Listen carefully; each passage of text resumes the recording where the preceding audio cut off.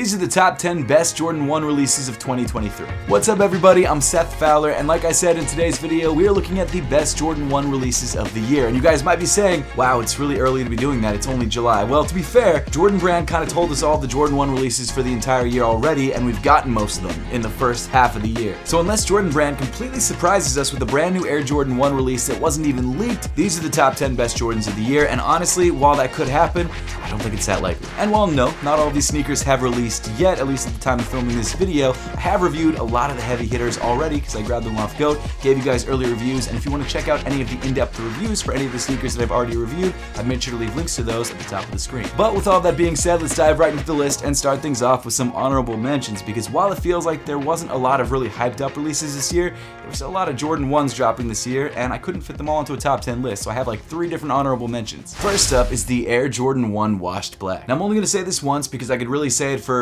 a lot of the shoes in today's video, but 2 or 3 years ago, all of the shoes on this list, and this shoe in particular, would have sold out instantly and resold for a lot of money. But right now in 2023, you can still find these shoes on shelves for sometimes less than retail. In fact, if you guys want to grab any of the shoes that I mentioned in today's video, I've made sure to leave affiliate links to all of these shoes in the description below. And like I said, some of these shoes are selling for under retail. Not all of them, but a good amount of them. So if you guys want to check them out, again, links in the description below. In my opinion, this shoe is a great spring and summer Air Jordan 1 high. It features a white leather upper accented by a washed black or light gray suede on the upper of the shoe. It looks very, very clean, and it's very, very wearable. It's like a more dressed down Air Jordan 1. And we've had many colorways like this in the past, like the teal green colorway that I don't remember the name of right off the top of my head. We've also got the washed pink colorway, which is a women's only release, which released this year as well. There are a lot of really great colorways of the Air Jordan 1 that use the same sort of treatment, but in my opinion, the washed black is the best. And the fact that I still haven't grabbed a pair yet, it's kind of crazy to me. I'm kind of hoping that I find a pair at an outlet, but we'll have to wait and see. I think they'll probably sell out by the time they get to the outlet, but who knows. Next up is the Air Jordan 1 Across the Spider-Verse. So this shoe obviously released in conjunction with the Spider-Man Across the Universe movie and features a ton of different details that tie into the movie in really cool and some unexpected ways. It's obviously based off of a Chicago colorway because that's what Miles Morales wears in the movie, but it features a lot of really cool details that draw from comic books. However, I do have to say, because it's made up of a bunch of different panels and different kinds of materials that don't always go together that well, it's not the most wearable shoe in the world, and I think that's why this shoe is not selling for as much as the previous Spider-Man Origins are selling for. I mean, that being said, it's still on the honorable mentions of this list, and there was like 25 or 30 Jordan 1s that released this year, so it's pretty high up on the list. It's just not one of the top 10 best. Oh, and actually, before I forget, there is one really cool detail about this shoe that no one really expected and no one saw coming until the shoe actually released, and that's the fact that the outsole of this shoe glows like crazy. I had no idea that the shoe would feature a glow-in-the-dark outsole, but when I tried it out, it's like crazy bright, and it's not even red glow, it's like a straight up white glow. It's crazy. And then finally, wrapping up the honorable mentions, we've got the women's Air Jordan 1 Satin Breads. So technically, this shoe has released before. However, the last time it released, there was only like 500 pairs. I believe it released in like December of 2016, right after the original Breads released, or maybe it was 2017, I'm not 100% sure, but it released in Soho, New York. There was only 500 pairs, and now it resells for like $3,000, which is a bummer because I was on my way to work when I worked on Canal Street in New York, and I walked right past the event, and I'm like, I should stop by, but I was going to work. In hindsight, I should have just gone in and got the shoes, but I didn't, and I've regretted it ever since. But either way, Jordan Brand is now releasing a women's only version of the shoe, which probably will come in some men's sizing, like up to size 10.5 or 11 or something like that, and the shoe looks almost identical to the original. But I'm sure it's missing the 500 numbering on the shoe, because I don't think these will be as limited. In fact, there's probably gonna be thousands of these pairs. And the Bread 1 being my favorite Air Jordan 1 colorway of all time, and possibly my favorite colorway of all time, you don't have to grab a pair. Number 10, the Air Jordan 1 Palomino. So this shoe actually doesn't release until September, but I grabbed a pair early off GOAT, and I'm glad that I did because this is genuinely a really great shoe. I mean, obviously, it's a Jordan 1, so of course it's a great shoe, but this colorway is super, super clean. So the upper of the shoe comes in black leather accented by this brown suede, or I guess Palomino brown suede. Palomino's like kind of horse. I don't think it's even exactly this shade of brown, but it's close-ish. And it definitely has sort of a Travis or Mocha vibe to it. It's got that bread color blocking, but features that same sort of like washed out brown color, which a lot of people are into. And I genuinely think this might be one of the most slept on Air Jordan 1 releases of the year. I mean, don't get me wrong, it probably will sell out, but it's definitely a release that I think people are gonna not think about as much as something like the UNCs. This is kind of like a dressed up Air Jordan 1, the kind of shoe that you throw on to go to like an event. And I mean, right now, anything brown that's sneaker related or Jordan related sells really well because of Travis Scott. So this shoe definitely should be popular because of that. I'm sure that's why Jordan Brand decided to release this shoe, because of that and the fact that the mochas did so well. I really think it's one of the cleanest, simplest, most subtle Air Jordan 1s of the year, but definitely one of the most wearable. Also, interestingly, it features this metallic gold Nike Air on the tongue, which is not something I expected, and the box is also black and metallic gold, which is kind of cool. Weirdly enough, could be one of my favorite Jordan 1 boxes of all time. Number 9, the Air Jordan 1 Low OG Black Cement. So this year, Jordan Brand is sort of sneakily doing a crossover between the Air Jordan 3s and the Air Jordan 1. So a lot of Air Jordan 1s are featuring classic Air Jordan 3 colorways. For example, we had the True Blue ones, which of course were based off of the True Blue Air Jordan 3s. We had the Elephant Print 1 Highs, which of course were based off of the White Cement Air Jordan 3s. And now we're getting the Black Cement Low Air Jordan 1s, which are based off of the Black Cement Air Jordan 3s. Now, I don't know what it is. I just don't love elephant print on Jordan 1s. I just don't think it fits with the silhouette. Maybe it's just because I'm not used to seeing it. So the Air Jordan 1 High elephant print, I didn't really like. I didn't want a pair. I didn't grab a pair.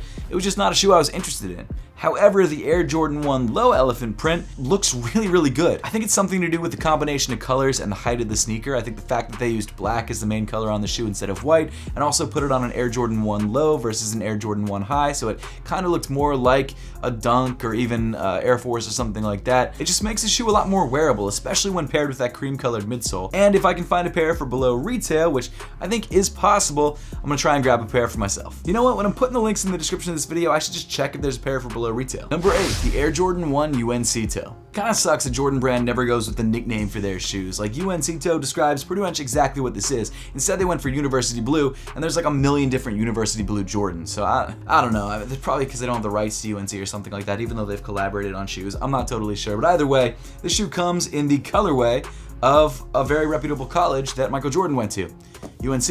And I've got to say that this is shaping up to be one of the hotter GR or slightly limited pairs to release this year. In fact, at the time of recording this video, there was just a shock drop for these shoes on the sneakers app, and they sold out instantly. The rumor is that there was like 100,000 pairs available.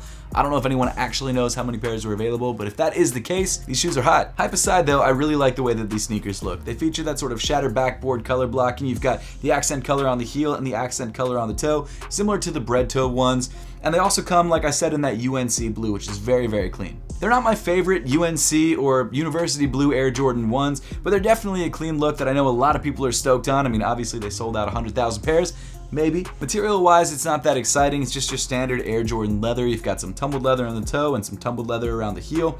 Nothing special, and for a retail price of $180, you shouldn't really expect anything that special, even though that's seemingly pretty high for an Air Jordan 1, at least compared to previous years. But it's a solid release. It's very wearable, it's very clean, and if you love UNC colored Jordans, this is definitely going to be on the top of your list. Number 7, the Air Jordan 1 Lucky Green. I know I said I wasn't going to say anything else about sneakers not selling out in this video, but man, the Lucky Greens, that really surprised me. The fact that you could walk into a Foot Locker like a week after release and still find pairs of Lucky Greens was crazy to me. And that's not just because it was an incredibly clean Air Jordan 1 colorway, it's because of the fact that this shoe was first released like 10 years ago as part of the DMP pack, which is one of the most sought after Air Jordan 1 packs of all time. So the story behind this colorway was the time that Michael Jordan was facing off against the Celtics in the playoffs, and he dropped 63 points on the Celtics.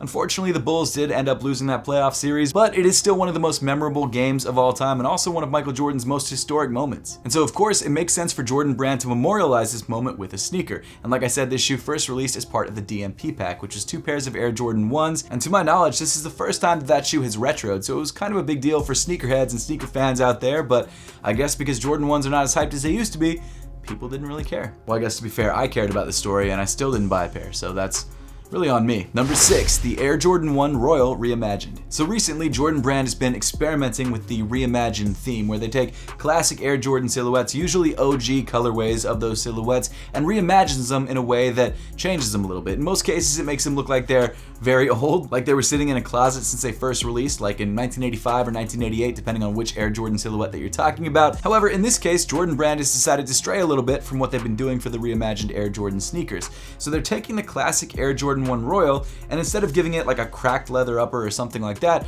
they decided to give it a suede upper, which a Royal 1 has never had. And I guess to be fair, this is definitely reimagining the Air Jordan 1 Royals, and Jordan Brand can do whatever they do. It's their IP. That's great. I don't know, I think people would have been more excited about a standard leather Air Jordan 1 Royal. All that said though, this shoe does still look really, really good. It's still a Royal Air Jordan 1, and it still looks more premium than a standard pair of Air Jordan 1, so that's a good thing. And even though the shoe hasn't released yet, I think it's slated to release at the beginning of November of this year, it still looks like it's going to be a banger of a release. The suede looks really, really clean. It's still a Royal 1 colorway, and it's still a shoe that I'm personally excited about. And I mean, Jordan Brand really knows what they're doing by seeding these pairs to DJ Khaled, because he makes all the pairs look really good, and he made these reimagined Royal 1s look very, very clean. I mean, before that video, no one was a huge fan of these sneakers, at least not that I knew of, and I think by the time we get to the actual release of this sneaker in November, a lot more people are going to be excited about it, and I really do think it's going to be one of the best Jordan 1 releases of the year. That's why it's on this list, and that's why I'm excited about it. You know what would go really good with that shade of blue? The brand new blue Apothecary Essential socks. In fact, there's 4 new colorways that we're dropping that are always available: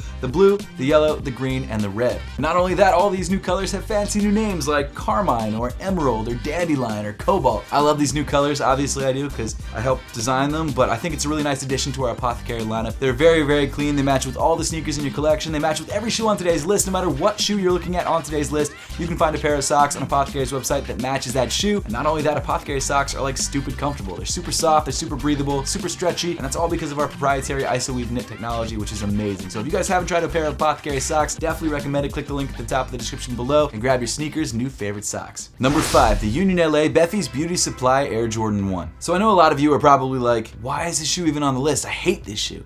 But honestly, once you get the shoe in hand and you see it, you might like it a lot more than you think. So obviously the standout part of this shoe is the woven detail that wraps all the way around the sneaker that was taken from the Nike Footscape. And I think a lot of people either really like this detail or really hate it. And I'll be honest, at first glance, I was not a fan of this shoe. I thought that it was a really dumb detail to add to the sneaker. I thought it was way too much. It reminded me of those Sakai's that released, I believe, earlier this year at the end of last year that were also stitched together. Not exactly in the same way, but a similar look. But I will say now that I've seen the shoe and that I understand the story a little bit better, I do like this shoe a lot more, especially after seeing it on foot. First of all, the colorway is fire. So the entire upper of the shoe, or a majority of the upper of the shoe, comes in white tumbled leather, accented by these bright yellow leather edges, which I think looks really clean. Plus, the midsole of the shoe comes in cream, which is always a nice touch. You've got that iconic Union LA stitching detail around the top half of the sneaker. This time around it comes in mint, and of course you've got the Union LA branding on that bright yellow tab. And I totally get that a lot of people may think that this woven thing on the side of the shoe is whack. Like, I understand that. It definitely breaks up the sneaker in a way that I don't think a lot of people would have expected, but I don't know. It makes the shoe look different. It makes the shoe a lot more unique. And on a list of top 10 Air Jordan 1 sneakers that all generally look the same except in different colors, this is a one sneaker that really stands out. Now, do I think this is the best Jordan 1 of the year or the best Jordan 1 collaboration of the year? Probably not, but I do think it deserves to be pretty high up on this list because they're trying something completely different. Now, just to give you some background on this shoe, obviously it's a collaboration with Union LA, which Union LA has done a lot of collaborations with Jordan Brand. The Union LA Air Jordan 1s are some of the most iconic Jordan Brand collaborations of all time. However, this time around they decided to add a third collaborator, Beffy's Beauty Supply. Beffy's Beauty Supply is a brand started by one of the co-founders of Union LA, Beffy, who's also the wife of Chris Gibbs, the other co-founder of Union LA. And in my opinion, it's really cool that they decided to make this a triple collaboration rather than just a standard Union LA collaboration, because I believe both of those people actually worked on both of the Union LA Air Jordan 1 collaborations. This is definitely one of those sneakers that if you like it, and if you don't, you don't. And that's totally fine. But the reason I think this shoe deserves to be so high up on the list is because this is the first time in a long time that someone's tried to do something very different with an Air Jordan 1. And that's why the Union LA Beffy's Beauty Supply Air Jordan 1s are at number 5, and probably one of my favorite releases of the year. Number 4, the Air Jordan 1 85 Black and White. The Jordan 1 85 is so cool because since 1985, although the Jordan 1 relatively looks the same, it has experienced some minor changes that over time have compounded on one another to create something that's not exactly the same shoe as what was originally released back in '85. And so what Jordan Brand did was release a new version of the Air Jordan 1 called the Air Jordan 1 85s that are cut exactly like the original, that use nicer leather and have a completely new midsole and outsole. Because even the midsole and the outsole of the Air Jordan 1 over the last 30 plus years has changed as well. And in 2023 we got one of the cleanest and simplest Air Jordan 1 85s, the Air Jordan 1 85 Black and White. And with Panda Dunk mania at its peak, or at least maybe coming off of its peak right now, it makes sense that Jordan Brand decided to release a black and white Air Jordan 1 to sort of fill that gap for sneakerheads that are Jordan 1 fans, And I think it worked because all around it's a great sneaker, it feels good on foot, it lasts a lot longer than a standard Jordan 1, and it molds to your foot in a way that regular Jordan 1s don't because of the nicer leather. And the colorway is really clean and really simple. I mean, black and white is about as clean and simple as you can get. And I think for a lot of sneakerheads, they really like this look because you can get that Panda Dunk black and white look without actually owning a pair of Pandas, which apparently is a bad thing now. I don't really care either way, but it's still a really great looking sneaker, and if you don't have any other pairs of Jordan 185s, this is a great pair to pick up. In my opinion, out of like the 4 or 5 Air Jordan 185 colorways that have dropped so far, this is probably the second or third best. It's near the top. Number 3, the women's Travis Scott Air Jordan 1 Low Olive. So I'm going to start this off with the only real downside of this shoe, and that's the fact that this Travis Scott only came in women's sizing. Extended women's sizing, but unfortunately still women's sizing. So if you had larger feet like a size 13 or a size 14, your chances of grabbing these shoes were basically slim to none. They either didn't make pairs of them, or if they did, they were so limited, the resale price is probably astronomical. I'm actually not sure if they did or didn't. I should probably check that, but either way, it's a women's only shoe, so technically they probably shouldn't have. The other interesting thing about this shoe, other than the fact that it's one of the most hyped up collaborations of the year, is that this could be the last Travis Scott Air Jordan 1 release. Not the last Travis Scott Jordan sneaker, but the last Travis Scott Air Jordan 1. A silhouette which has really been the mainstay of Travis Scott's Nike and Jordan brand collaborations. It wasn't the first silhouette that Travis Scott collaborated on, but it's probably the most popular. Colorway wise, this shoe was pretty interesting. It featured a black suede upper accented by white leather overlays, and of course a backwards olive Nike swoosh. And while it's not my own personal favorite in terms of Travis Scott Air Jordan 1 colorways, it's still very clean, it's still very wearable, and it's still one of the most popular sneakers of 2023. In fact, I wouldn't be surprised if a bunch of the comments in the comment section down below are people going, why isn't this shoe higher on the list? This is number 1. I just don't think it is, but I get that some people do think that, and that's fine. I'm sure you're gonna comment about it in the comment section. Either way though, the colorway is clean, it's very wearable, and it's one of the most desirable shoes of the year, so it deserves to be on this list, and I think it deserves to be in the number 3 spot. Especially if it is the last Travis Scott Air Jordan 1. I hope that it's not. There is technically a golf one coming out, but that doesn't really count. But if it is, it's the end of an era. Number 2, the Air Jordan 1 Low OG Black Toe. I definitely didn't see this coming, but I do genuinely think that this is my favorite Jordan 1 of 2023. I know that's insane to say because it's a low top and there's a bunch of other great Jordan 1s dropping this year, as you guys have seen, but this is probably the shoe that I'm going to wear the most out of all of the other Jordan 1s in my collection this year. Maybe it's just recency bias talking because I just reviewed this shoe on the channel, which if you guys want to check it out, link at the top of the screen. I genuinely think I'm going to wear this shoe a bunch, more so than any other shoe on today's list, and that's because, first of all, it's a low top Air Jordan 1, which for some reason is the most popular Jordan 1 on the planet right now. I don't understand it, but so why do I like this shoe so much? And why do I think most people like this shoe? Well, first of all, it's an Air Jordan 1 Low, which in the summertime is a great shoe to have because you get that Air Jordan 1 look without the high top look, which I think with pairs of shorts doesn't really work that well, personally. It's an OG colorway. The Air Jordan 1 Black Toes are one of the original Air Jordan 1 colorways, and it's also on an Air Jordan 1 Low OG, which means it's not like a standard pair of Air Jordan 1 Lows. It's a little bit more expensive retail-wise by like maybe $10, but it does feature the Nike Air branding on the tongue, the Wings logo on the heel, and it's cut a little bit differently than the standard Air Jordan 1 Lows. Essentially, it's an Air Jordan 1 High with the top cut off, and I think a lot of people like that. Which actually, all of the other lows that we talked about in today's list are also Air Jordan 1 Low OGs, but when you have an OG colorway like this, which has been on other Air Jordan 1 Lows, just not Air Jordan 1 Low OGs, to see it done right is a breath of fresh air. It's just such a clean and wearable colorway. It makes sense why the black toe ones are one of the most popular Jordan 1s out there because of how good it looks. And when you see it on a pair of Air Jordan 1 Lows, it just makes sense. Now, do I think this shoe will be as hyped up as some of the other shoes on the list? Probably not, but honestly, that's a good thing because it means you'll have a better chance at grabbing these shoes. That said though, that really is just my guess. The shoe releases later on in the month, so we really don't know how well it's gonna do until it releases. But the good news is, at least it won't be as hyped up as a pair of Travis's, for example. So it shouldn't be impossible to get. And honestly, for me, once I'm done filming all this content for this shoe, like the reels and the TikToks and the YouTube videos and all sort of good stuff, I'm gonna throw this shoe on foot and probably never take it off. Well, I'll take it off, but not that much. Number 1, the Air Jordan 1 Low OG Year of the Rabbit. So I don't usually like to put shoes that are incredibly limited at the top of this list, or really any list, because I feel like it's a shoe that's not really accessible to anybody. This shoe is limited to just 5,000 pairs, and usually I wouldn't even put this shoe near the top of the list, but I do have to say that Jordan Brand did their thing on this shoe. It's one of the best Chinese New Year sneakers to ever release, and honestly one of the best Jordan 1s to release all year. First of all, the colorway of this shoe is incredibly clean. You've got this super low pile nubuck making up the midfoot foot panel of the shoe that comes in cream. You've got this gray heel counter. You've got this super hairy brown suede on the mudguard of the sneaker, and then you've got this sort of tan colored Nike swoosh. And all of those colors together just work so well and are so incredibly wearable. And when you pair it with the really nice differences in materials between the different kinds of suedes and nubucks that all feel very, very premium, it makes a shoe that, even though yes, it's an all suede or nubuck Air Jordan 1 low, is probably one of the most premium feeling Air Jordan 1s to drop in a long time. And don't even get me started on the laces, man. Those like crazy thick, hairy rope laces, they're weird and they're wild, but I love them, man. I wish we got those laces more on other Air Jordan 1s. They're sick. Plus that metallic gold embroidery on the heel of the shoe that makes up the Wings logo. It's perfect. It's an awesome shoe, and I would grab a pair, but it resells for like $600 to $800. Actually, the price isn't as bad as I thought. If you guys want to check out the price for yourself, click the link in the description below. I would tell you, but it changes so much. For me though, the thing that really sold me on this shoe is the fact that this isn't a collaboration. This didn't feature any sort of outside input from another artist or designer or something like that. This is purely an in-house Jordan design, at least to my knowledge, and that makes it even more exciting because it's like Jordan Brand can really do it when they want to do it, and this is a perfect example of that. I wish they'd drop more releases like this, but if they did, this one wouldn't be as special, so I guess that's fair, but it would have been nice if they had released more than 5,000 pairs. But hey, that pretty much wraps up the video for today. Thank you all so much for watching. Make sure to hit that subscribe button down below if you haven't yet, and I'll see you all in the next one.